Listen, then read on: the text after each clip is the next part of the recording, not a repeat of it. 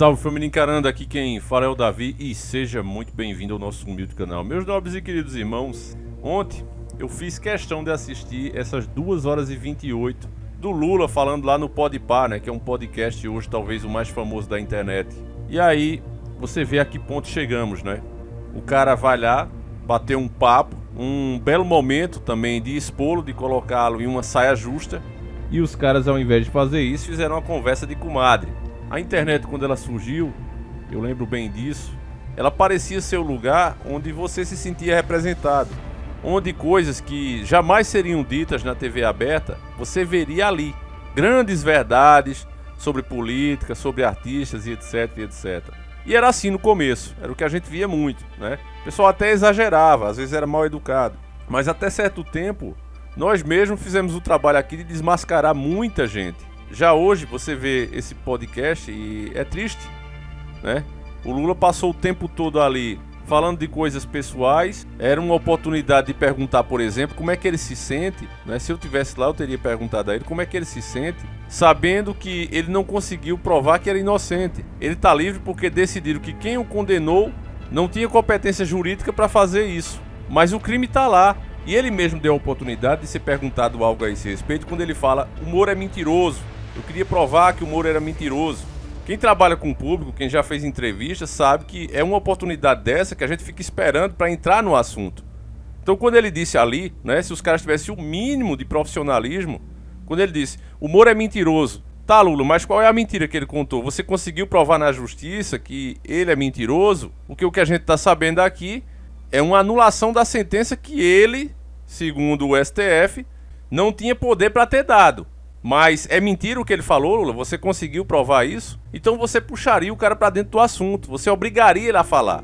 Tem a oportunidade de perguntar isso e ficam ali só ouvindo o Lula. Praticamente era o Lula sozinho falando, os caras somente ouvindo. Muito triste, lamentável aquilo ali.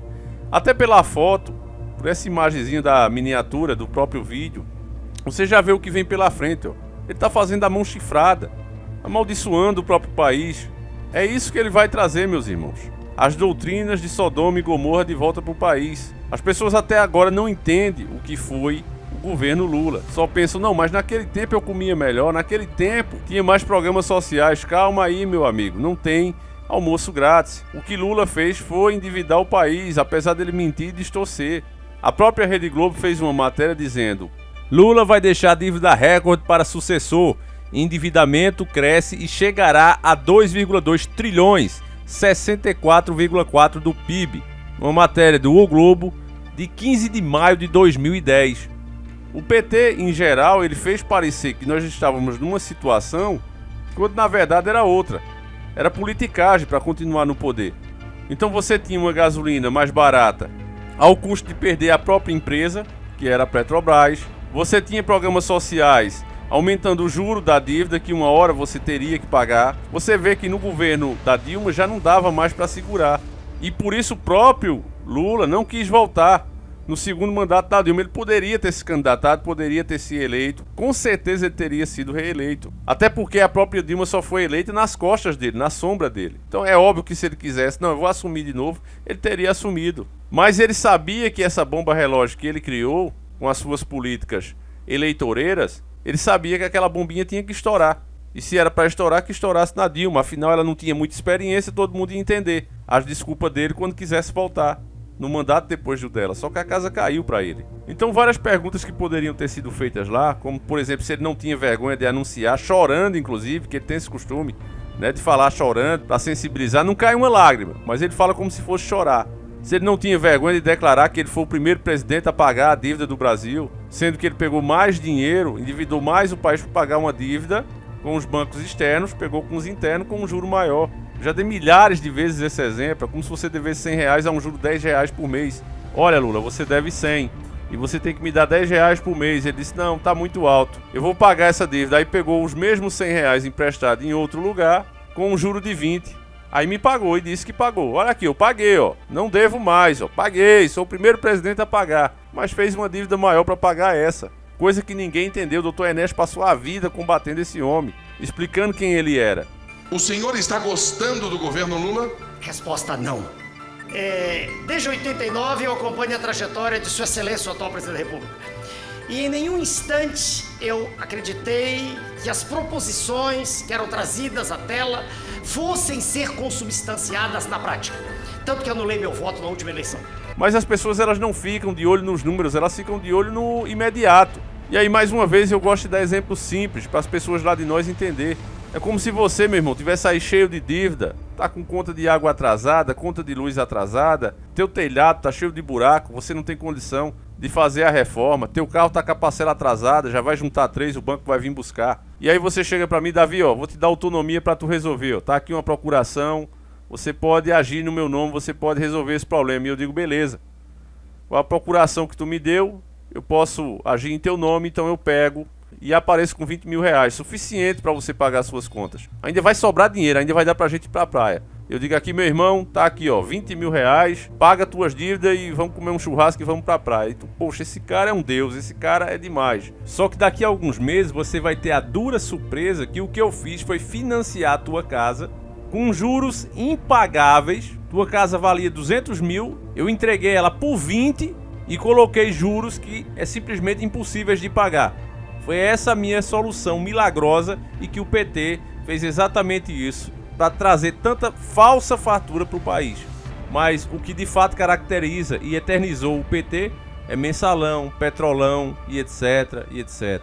E aí, voltando ao exemplo, tu já gastasse o dinheiro, pensasse que estava rico e não tá. Eu não aumentei tua renda, não te ensinei a pescar e agora você gastou o dinheiro, não tem mais condição de pagar as dívidas, que são mensais, você tinha que arrumar um jeito de aumentar a sua renda ou cortar gastos, mas você não fez isso porque eu te enganei, você gastou como não podia, foi o que o Brasil fez, gastou o que não podia. Lembra de verba infinita para a Copa do Mundo, para construir estádio? O Brasil nunca pôde construir hospitais porque dizia que não tinha dinheiro, mas de repente, para propriedades privadas, que são aqueles estádios que pertencem aos clubes, nós tínhamos verba ilimitada para ser gasto naquilo. Então veja a incoerência, o que o PT fez foi isso. E se ele voltar, ele vai fazer de novo. Dinheiro para regime comunista, ele disse aí nessa entrevista, com todas as letras, assistam se vocês tiverem saco, com todas as letras que Fidel Castro era uma boa pessoa. E na lógica do Lula, se você for ver, até o maior amaldiçoado que pisou na terra, como Adolf Hitler, ele era boa pessoa para a família dele. Ele era boa pessoa para os amigos dele. Há quem defenda ele até hoje. Mas será que o fato de você ser bom para sua família, bom para os seus amigos, apaga o fato, muda o fato de você ser um genocida como ele era? E as pessoas que perderam a vida, que tiveram que fugir do seu país por causa da ditadura do Fidel? E aí, justifica chamar o cara que não é gente boa? Não, eu vou desviar dinheiro do nosso país e vou mandar para os caras, para financiar o regime à base de sangue deles. E aí tem dois caras ali que supostamente são como nós, têm a oportunidade de colocar um cara desse contra a parede, mas não dão palco pra ele. Aí eu pergunto, será que os dois caras não sabiam nada sobre Fidel? Pra pelo menos não dizer, pô Lula, como é que você disse que um cara daquele é gente boa? Um tirano, um sanguinário daquele, um criminoso? Tem que questionar o cara, será que eles são tão ignorantes que não sabiam nada a esse respeito? Se de fato for assim, fecha o programa, porque não tem capacidade. Para de enganar as pessoas. Eles sabiam sim, agora se acovardaram. Afinal foram 4 milhões de visualização em 18 horas. Até agora 18 horas passou de 4 milhões de visualização. Superchat é a rodo. Doações de 200 até de 300 reais. Então por aí você vê, meu irmão, qual o caminho que o gado está escolhendo de novo para o país. Eu não tenho dúvida, eu tenho certeza, se você me perguntar, Davi, quem vai ganhar essa eleição? Acredito que vai ser o Lula mesmo. A não ser que tirem ele da jogada daqui pra lá, porque se deixar, ele vai ser eleito. Se brincar no primeiro turno. A mãozinha chifrada aí já mostra quem tá por trás dele, meu irmão. O próprio PT, a estrela dele, a gente já mostrou aqui várias vezes. Não é nada mais, nada menos que o próprio pentagrama do bode, do Bafomete. Nossa, Davi, eu não acredito nisso, isso é tudo besteira. Não importa, meu irmão, se você acredita. Importa que quem fez o símbolo, os líderes desse partido, os fundadores dele, acreditam. E seguem a doutrina exatamente como Aleister Crowley ensinou, que era considerado como se fosse o papa do diabo.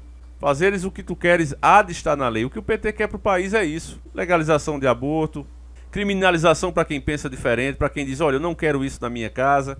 Impedir o cidadão de ter legítima defesa. Por aí você já vê. É contra policiais, a favor de arruaceiros. Então tudo isso está prestes a voltar pro país e A parte mais perigosa desse podcast é quando ele fala o seguinte: eu aprendi muita coisa nesse tempo. Ou seja, ele aprendeu o que ele deve ou não fazer para impedir, para censurar pessoas que falam a verdade. Com certeza esse pessoal do Podpah talvez nem percebeu. São os caras inteligentes, mas não sei se eles perceberam. Ele fala: olha, vocês têm que ter cuidado, a responsabilidade que vocês têm com essas milhares de pessoas que assistem vocês. Já dando toque, deixando claro: olha, se eu for presidente, vocês vão ter que tomar cuidado com o que vão dizer, não vai ser como é agora não. Tem declarações do Lula falando abertamente da censura, dizendo: olha, como é que você chama alguém de ladrão? Se você chamar, o cara vai te processar diretamente. Então aquele político que você vê enriquecendo, que o salário dele não justifica, que goza de fé pública, né? Mesmo que existam os indícios e que alguém comece a investigar, se chama o cara para se esclarecer, como o próprio Guedes foi agora, com esse offshores. Olha, eu não estou fazendo por maldade não. Então existe a fé pública. A menos que você de fato consiga provar esse juízo, fica a palavra dele. Eu não fiz por mal, pronto. Mesmo que o ato dele tenha feito mal a milhares de pessoas no país inteiro. Não, mas eu não fiz por mal, pronto, vale o que ele disse. A menos que você prove. Então num país onde você não pode nem falar, meu irmão, num país onde você não pode se defender, será criminalizado por isso, marginalizado por isso, o que é que você pode esperar de bom? Agora, a volta de Lula, essa ascensão dele, tem um culpado e se chama Bolsonaro. Inclusive é uma denúncia aí, que ele já negou inclusive, onde o próprio Sérgio Moro falou que Bolsonaro comemorou a soltura de Lula. Por que será, meus irmãos? São farinhas do mesmo saco. Sem um é impossível o outro existir. O presidente não fez nada. E na verdade, o que a gente sabia é que o Planalto, o presidente, comemorou quando o Lula foi solto, lá em 2019. Que ele entendia que aquilo beneficiava ele eleitoralmente. Então ele não trabalhou para rever para manter a execução em segunda instância. Quem vai acabar com todo o despertar, todo o avanço que a gente conseguiu aqui na mente das pessoas, e quando eu digo a gente, nós, eu estou falando de toda a internet, conscientizando as pessoas do que o PT fez, o que era de fato o PT, o que o PT queria, Fórum de São Paulo, etc, etc. Todo aquele despertar, Bolsonaro conseguiu jogar no lixo. É uma façanha, meu irmão. A própria mídia dizia que passaríamos algumas décadas sem PT. Eu vi repórteres especializados em política disseram: com esse despertar aí, esse antipetismo, vai demorar mais de uma década para o PT voltar. Mas o Bolsonaro tá conseguindo fazer isso em menos de 4 anos, mano. Se a eleição fosse hoje, ele perdia feio. Inclusive esse Podpah rolou no mesmo horário, pra você ter noção, no mesmo horário que ele fazia uma live. Exatamente no mesmo horário. A bolha de Bolsonaro deu 10 mil visualizações, o pessoal todo aqui. E esse é um momento onde as pessoas querem ouvir que as coisas vão melhorar. E o Lula já estava dizendo o que ali? Não, olha, eu vou fazer melhor do que eu fiz antes. Ele é mentiroso. Assim como o mestre dele, que veio para enganar e destruir mesmo. Então, meus irmãos, é muito triste a gente ver que todas aquelas coisas, aquelas aberrações que aconteciam no governo PT estão prestes a voltar por pura alienação da população, que acha que só existem esses dois lados, Lula ou Bolsonaro, e pelas cagadas do próprio Bolsonaro. Se ele tivesse feito o que o pessoal colocou ele lá para fazer, mas nós já sabíamos que não faria, o acordo foi esse: deixar a economia na mão dos banqueiros. Jegues não é nada mais do que o representante dos interesses internacionais diretamente aqui. Bolsonaro pensou em tirar ele, a gente falou disso aqui. Ele foi diretamente se reunir com o FMI e já voltou de lá vitorioso. Bolsonaro: não, ninguém vai tirar você não, a gente começou e termina junto. Mas a ideia era tirar o Guedes, já estava nos bastidores, a mídia já estava comentando sobre isso, a saída do Guedes.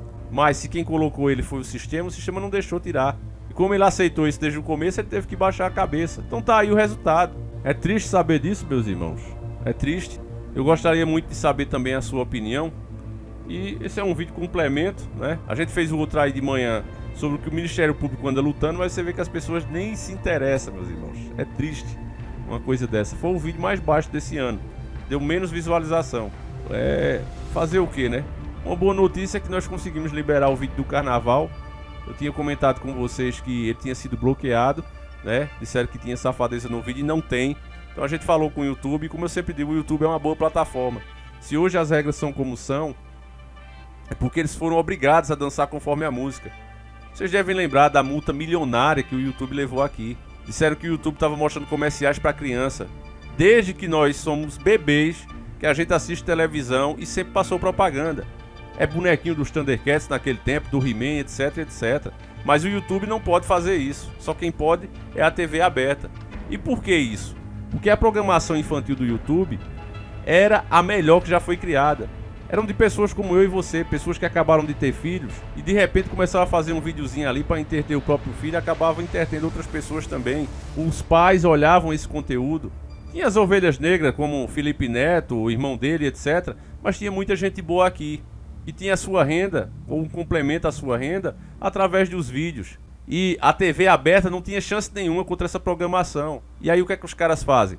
Já que não dá para lutar frente a frente, vamos agir dessa maneira. E obrigar aqui, ver o Google, um gigante como o Google, obrigar a tirar o conteúdo. Depois, para banir a liberdade que a gente tinha, para restringir essa liberdade, tirar os anúncios daqui. Há poucos anos atrás fizeram o maior boicote com a plataforma.